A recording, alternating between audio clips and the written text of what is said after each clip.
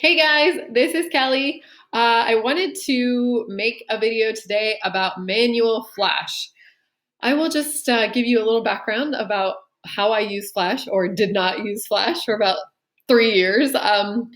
I purchased a Canon 600 EXRT back when I first bought my setup, my body, and my 35 millimeter because my husband said I needed a flash, and I was like, okay. So we ended up buying a flash. It was on sale, and it sat in our apartment for 2 years before I even decided that I needed to use it because I was doing more portrait sessions, and I noticed that sometimes you just need that extra fill light. You're going to end up in event situations. And you need a flash and they suck and you hate them, right? Like I was way too intimidated. I put it on my camera a few times at home. Ended up putting it onto ETTL, which is the auto sync. Essentially, it syncs with all of the settings on your camera, and there is an output based on your settings. So it was really confusing to me because as soon as I would change my settings, the output of my flash would also change. So I was getting caught with like, I didn't know how much flash my flash was actually putting out there, and I couldn't really control it. And then I would take it off and put it back in the closet until I decided to learn manual flash. So I have my camera right here. I hope you can see it. What I'm going to do is show you how I set it up. I'm not even that great at setting it up. But what you want here, I don't know if you can see this, you want your flash to be in manual mode. So down here, let's see if I can do this with all of this. So there are a few different ways that, okay, first of all, you want to set it here to your focal length. So in this case, I have my 35 millimeter on my camera. That's what I'm going to use to show a few of these examples with my messy living room that you can see behind me.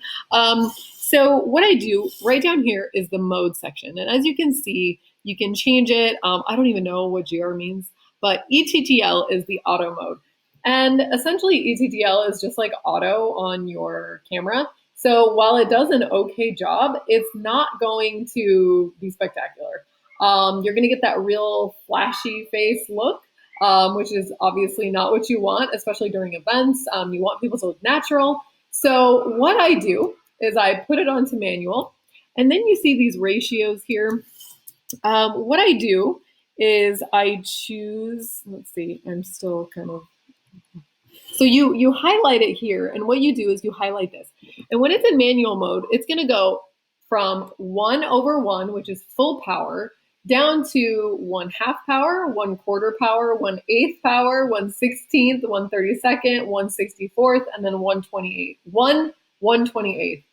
So essentially what I do is I start with the absolute lowest power, which is 1/128.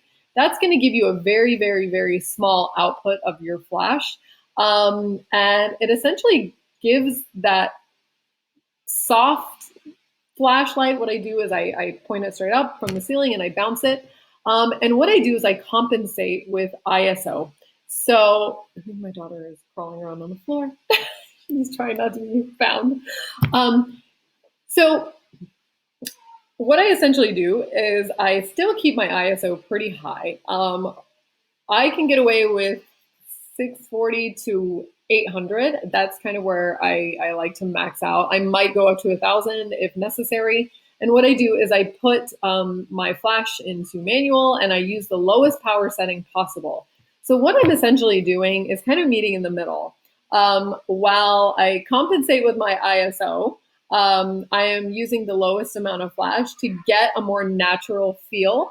If you're using a low ISO and you're like letting all this light in, you're using a high powered flash, that's when you get that really tough, flashy face look, which is not particularly attractive. So that's what I do. It's super simple, and the results are a lot better than using ETTL. I just snapped a few photos before recording this of my daughter just sitting on the couch. I think she's flashing you guys, no pun intended. You might see some booty. But what I am essentially wanting to show you is how a very, very low powered flash can give you a daylight look without being way too harsh. So as you can see behind me, I'm pretty lucky. I have some natural light coming in, but as I took these about 5 minutes ago, I was up to 4,000 ISO, and I'll show you, I think it was something like that. I'll put the settings in the comments. But essentially, it was just way too grainy. The photos kind of sucked. And then I turn on my flash to manual. I put it on the very, very lowest setting, which is 1/128th power. And I compensated that way. I did do slight editing, just like I would normally edit with my photos. I use my same preset for the light and airy feel that I like to have in my photos, and I will show you the difference. It's a pretty big difference, and I don't think that it's too harsh. So again, you want to set your flash here to manual, not ETTL, not anything else. I don't know. I'll have to look up what GR means. And then again, you want to make sure that it is on 1/128th. You can actually use 1/64th power if you want just a little bit more. Dial in your settings with the knowledge that this is going to compensate a little bit. So the cool part is, no matter what, on manual, your flash is going to have the same output every time. So what's cool is that you can change your settings based on that output. So if you take a photo and your flash is too harsh, you're going to want to lower your ISO a little bit until you kind of meet right there in the middle, which is great. Because if you change it on ETTL, the whole thing changes, and I don't get it. So let me know if you have any questions in the comments. I'm going to post 2 photos that I took, one with flash at the lowest power on manual and one without. And you'll see that it's a pretty big difference. I did edit the photos, but I edited them exactly the same way. So you'll see that with this light, it's a little bit warmer.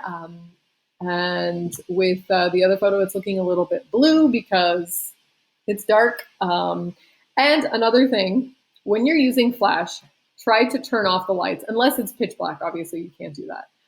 What I did is I turned off all of my interior lighting.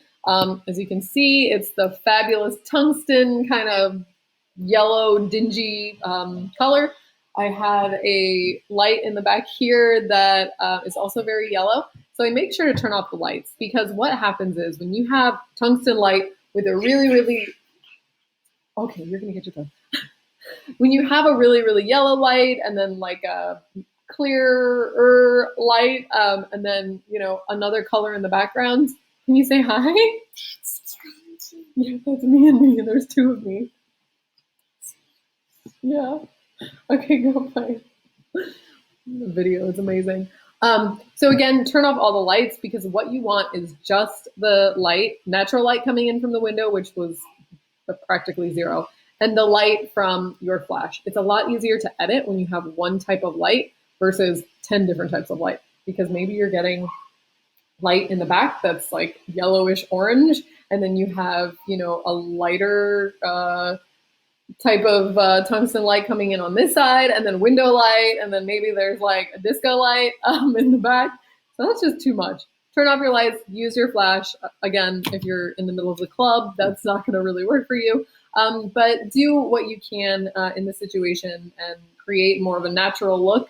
Obviously, we don't want the crazy flash look, because you can tell from a mile away when somebody is not really sure how to use their flash. So again, let me know if you have any questions. I will try to answer them. Again, I am not the total expert, but I have found that using manual on my flash is a lot less intimidating, and I actually bring it with me now.